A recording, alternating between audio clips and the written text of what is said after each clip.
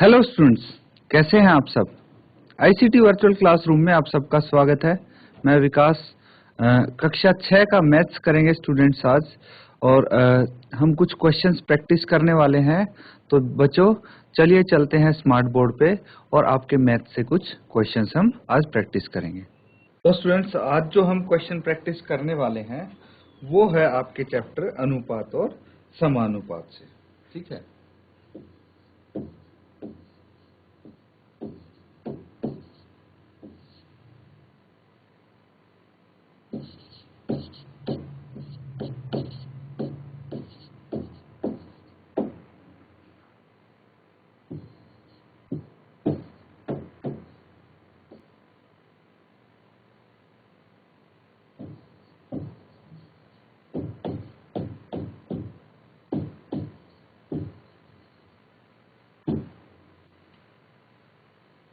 जिसको हम ratio and proportion भी बोलते हैं।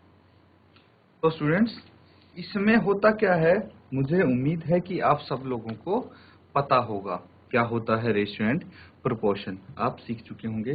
तो देखिए, अब हम क्वेश्चन प्रैक्टिस कर रहे हैं, क्वेश्चन रिवाइज कर रहे हैं। तो सीधा क्वेश्चन पे चलेंगे हम। ठीक है, क्वेश्चन देखेंगे। अभी तक हम क्या कर रहे थे, हम क्वेश्चन जो प्रैक्टिस कर रहे थे उसमें आपको क्षेत्रफल निकालना था, है ना। क्षेत्रफल, परिमाप, ये सब निकालना था और आपको आयत दिया होता था। लेकिन यहाँ पे दिया तो आपको आयताकार मैदान ही है, लेकिन आपको यहाँ पे क्या निकालना है, आपको अनुपात ज्ञात करना है। क्या ज्ञात करना है? अनुपात। तो अनुपात कैसे आप बताएंगे, ये हम यहाँ पे सीखते हैं। तो सबसे पहले आपको यहाँ पे क्या दिया हुआ है वो देखेंगे। तो यहाँ पे आपको जो चीज दी हुई है, एक तो आयताकार मैदान की लंबाई आपको दी हुई है और एक आयताकार मैदान की चौड़ाई आपको दी गई है ना। क्या क्या दी है? आयताकार मैदान की लंबाई दी है। कितनी है ये? 50 मीटर। और आयताकार मैदान की चौड़ाई आपको दी गई है। आयताकार मैदान की चौड़ाई दी गई है।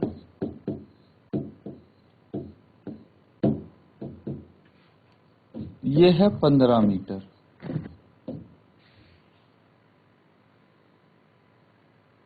तो अनुपात आप किस प्रकार से निकालेंगे, ये देखिए। तो यहाँ पे बोला क्या है, हम उसी अकॉर्डिंग ये अनुपात निकालेंगे। यहाँ पे मेरा कहने का मतलब ये है कि जो क्वेश्चन में दिया है उसको ध्यान से पढ़िए। पूछा गया है मैदान की लंबाई का चौड़ाई से अनुपात ज्ञात कीजिए। तो यहाँ पे मेंशन्ड है कि लंबाई का चौड़ाई से अनुपात ज्ञात करना है, ना कि चौड़ाई का लंबाई से। मतलब लंबाई पहले आई है और चौड़ाई बाद में आई है, इस चीज का ध्यान रखना। तो यहाँ पे आप लिखेंगे कि लंबाई का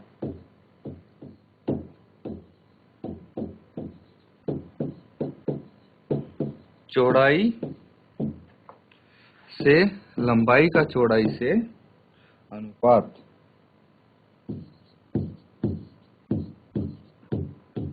तो अनुपात को हम कैसे लिखते हैं? अनुपात को हम लिखते हैं, लंबाई है 50 और हम रेशियो 15 लिख देते हैं। ठीक है।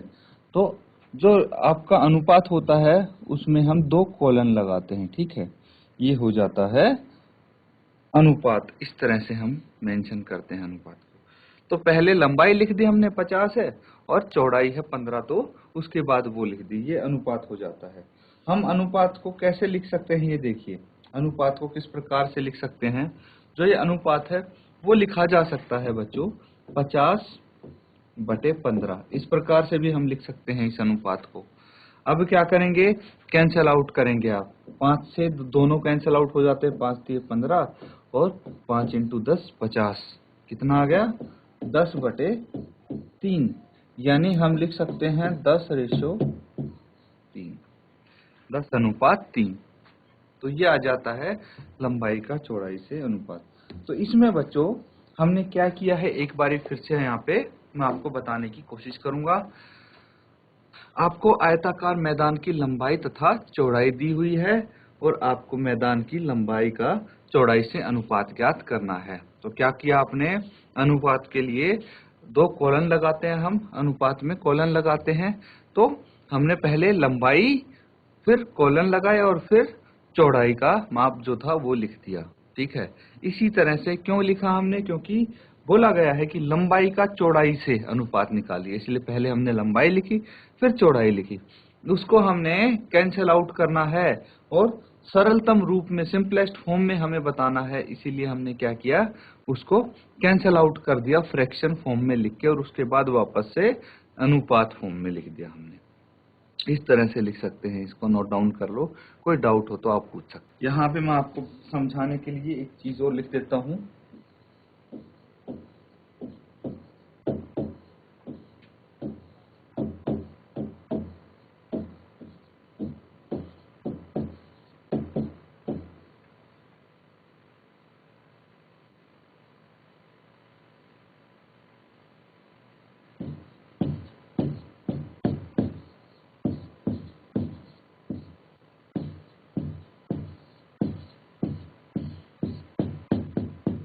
तो अनुपात को हम इस प्रकार से लिख सकते हैं कि 50:15 हो तो 50/15 लिख सकते हैं उसको हम, और अगर 10/3 है तो 10:3 लिख सकते हैं उसको, 10:3 लिख सकते हैं। नोट डाउन कर लो इसको। चलिए स्टूडेंट्स, एक क्वेश्चन हम करते हैं।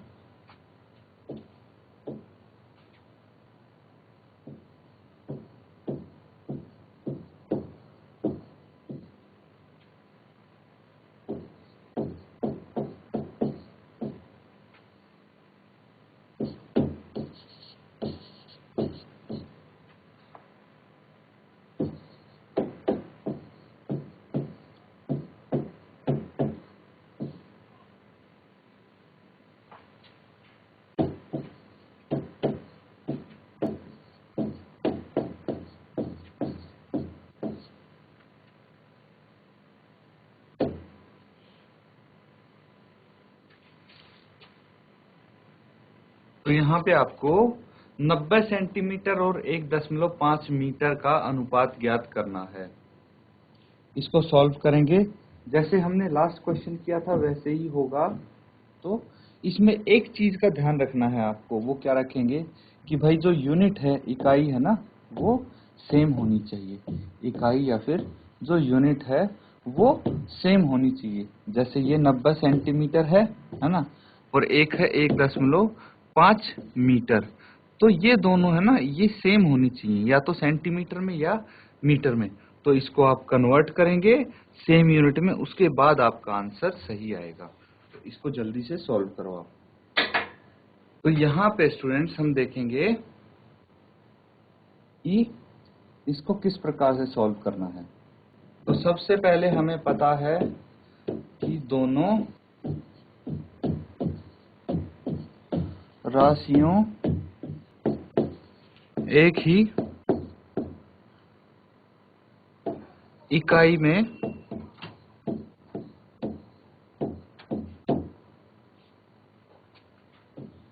नहीं है।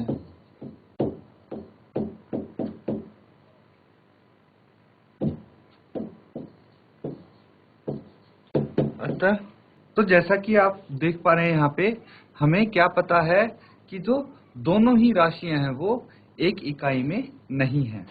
तो अतः इन्हें क्या करना है, समान इकाई में बदलना पड़ेगा हमें, है ना। अतः उन्हें समान इकाई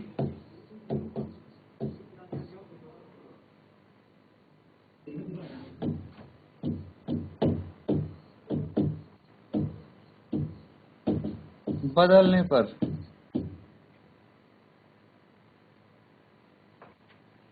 1.5 मीटर, इसको आप क्या कर सकते हैं, सेंटीमीटर में बदल सकते हैं, है ना।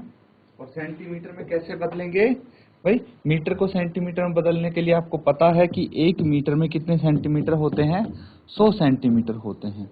तो 1.5 मीटर में कितने होंगे, 1.5 को आप 100 से मल्टीप्लाई कर दीजिए और ये सेंटीमीटर आ जाएगा। कितना आएगा?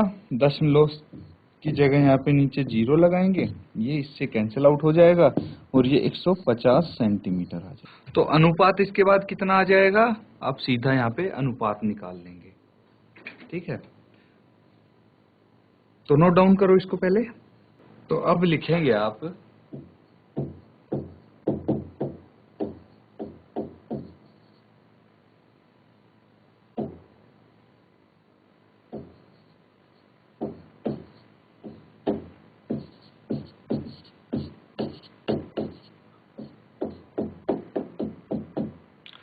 तो जो वांछित अनुपात है वो कितना होगा?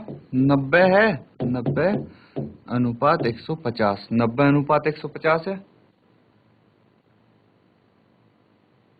इसके बाद आप क्या करेंगे? 90/150 इसको लिख सकते हैं।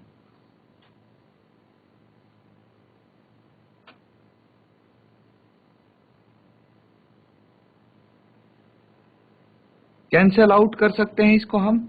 देखिए 0 से 0 कैंसिल आउट हो जाती है, 3 तिया 9 और 3 से 15, 3 पंचे 15, ये 3/5 आ जाएगा और 3/5 को लिख सकते हैं 3:5। तो ये आ गया आपका वांछित अनुपात। चलिए स्टूडेंट्स, नेक्स्ट क्वेश्चन करेंगे हम। यहाँ पे देखिए थोड़ा सा आपको अलग टाइप का क्वेश्चन मिलेगा। इसमें आपको बताना है एक दफ्तर में 45 लोग काम करते हैं, जहां महिलाओं की संख्या 25 है और शेष पुरुष हैं। निम्न में अनुपात ज्ञात कीजिए। तो जो डाटा आपको गिवन है उसमें कुल लोग जो दफ्तर में काम करते हैं वो 45 हैं और उनमें से महिलाएं कितनी हैं? 25 हैं। तो पुरुष कितने होंगे? ये आपको निकालना है, फाइंड आउट करना है यहाँ से। भाई 45 में से 25 महिला है तो 45 - 25 जो आंसर आएगा वो पुरुष हो जाएंगे। इसमें आपको अनुपात ज्ञात करना है। किस चीज का? महिलाओं की संख्या का पुरुषों की संख्या से और पुरुषों की संख्या का महिलाओं की संख्या से। ये अनुपात आप ज्ञात करेंगे। तो इसको एक बार आप सॉल्व करेंगे। कैसे करना है सॉल्व? पहले तो आपको महिला और पुरुष दोनों की संख्या पता होनी चाहिए कितनी कितनी है, और फिर आप अनुपात निकाल देंगे डायरेक्टली। जल्दी से सॉल्व कीजिए इसको। तो यहाँ पे आपको पता है महिलाओं की संख्या कितनी है, हम उस चीज को लिख देंगे कि महिलाओं की संख्या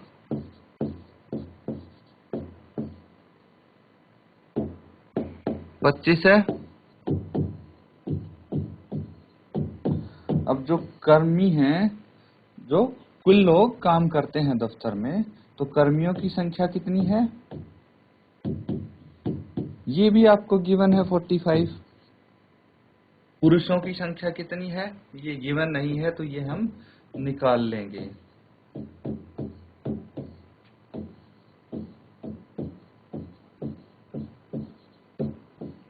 पुरुषों की संख्या ये कितनी हो जाएगी?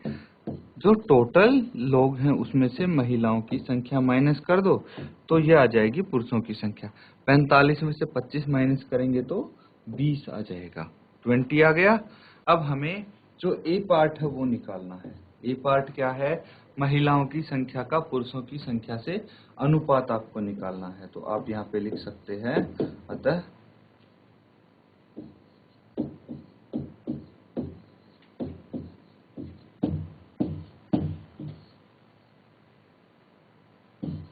महिलाओं की संख्या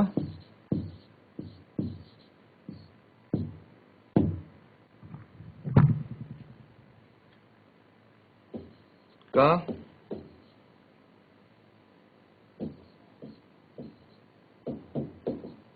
पुरुषों की संख्या से अनुपात।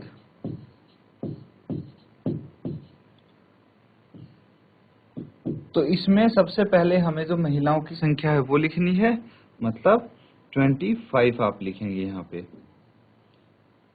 महिलाओं की संख्या, फिर अनुपात लिखेंगे पुरुषों की संख्या जो कि है 20। इसको कैसे लिख सकते हैं आप? 25/20 लिख सकते हैं, 5 से कैंसिल आउट हो जाएंगे, और इसको लिख सकते हैं 5:4। तो महिलाओं की संख्या का पुरुषों की संख्या से अनुपात होगा 5:4, 5:4, ठीक है। इसी तरह आप कर सकते हैं पुरुषों की संख्या का महिलाओं की संख्या से अनुपात, और उसमें पहले आप पुरुषों की संख्या लिखेंगे जो कि है 20 और महिलाओं की संख्या है 25, फिर आप अनुपात निकालेंगे। तो इसको नोट डाउन करो और पार्ट बी इसका सॉल्व करो आप। अब आपको लिखना है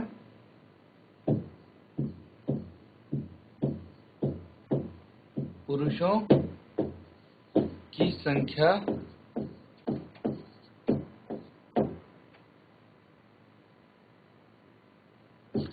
का महिलाओं की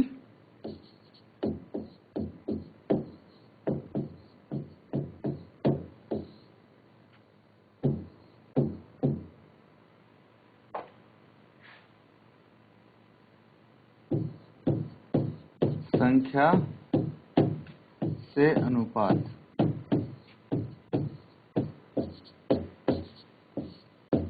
अब पुरुषों की संख्या है 20 और महिलाओं की संख्या है 25, इनको हम लिख सकते हैं 20/25, और ये कैंसिल आउट करके 4 और यहाँ पे 5, 5 से कैंसिल आउट होके 4/5 इनको लिख सकते हैं, यानी 4:5। अब यहाँ पे ध्यान देने वाली बात ये है स्टूडेंट्स कि जो ये 4:5 है और इससे पहले क्या आया था 5:4, ये दोनों अलग अलग हैं, अलग अलग चीजें हैं, ठीक है। तो इनको ये मत मानना कि भाई 5 और 4 ही तो हैं, ये दोनों सेम ही एक ही बात है, नहीं। 5:4 अलग है और 4:5 अलग चीज है, ठीक है। इसलिए दोनों आपसे अलग अलग पूछे भी गए थे, तो इसको आप नोट डाउन कर लो। कोई डाउट हो स्टूडेंट्स तो पूछ सकते हो आप। एक क्वेश्चन और करेंगे हम, 6:4।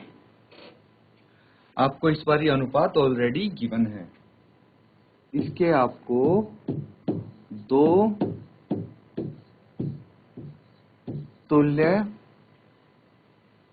अनुपात लिखने हैं।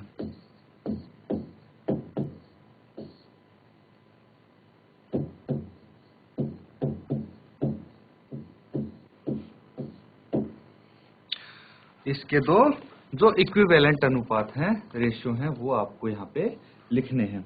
तो एक बार आप ट्राई करेंगे खुद इसको, फिर हम इसको साथ में सॉल्व करेंगे। बच्चों मैं आपको बता दूं, आपने एक चैप्टर किया था 7th चैप्टर, ठीक है, जिसका नाम था भिन्न, है ना। तो उसमें आपके पास आया था इक्विवेलेंट फ्रैक्शन या फिर तुल्य भिन्न, है ना, तुल्य भिन्न आया था। उसी तरह से तुल्य अनुपात है, ठीक है, वही चीज तुल्य अनुपात में आपको करनी है।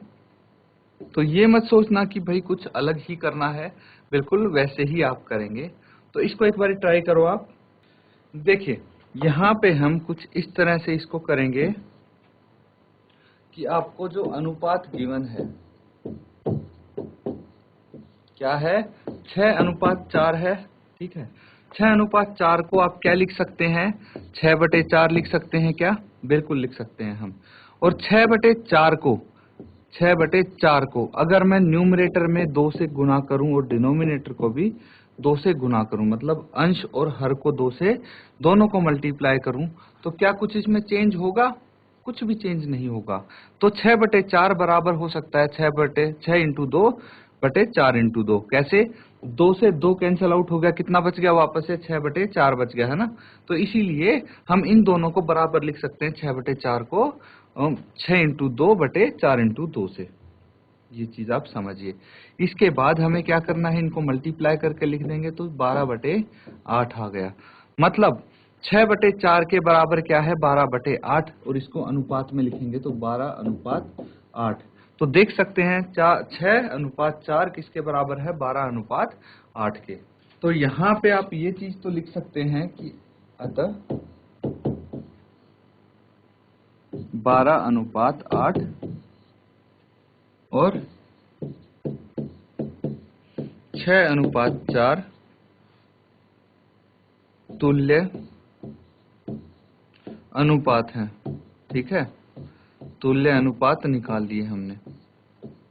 लेकिन हमें तो 2 चाहिए थे तुल्य अनुपात, तो एक काम करते हैं हम इसी प्रकार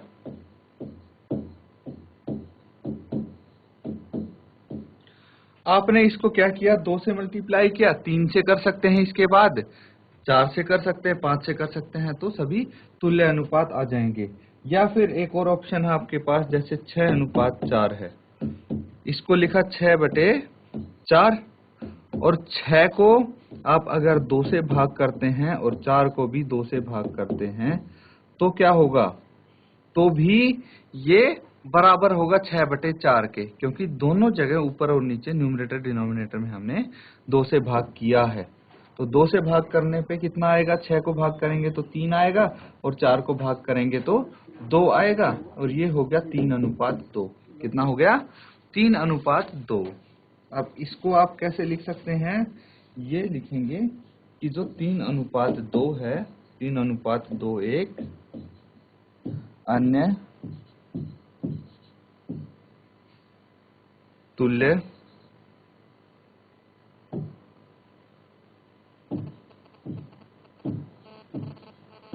अनुपात है।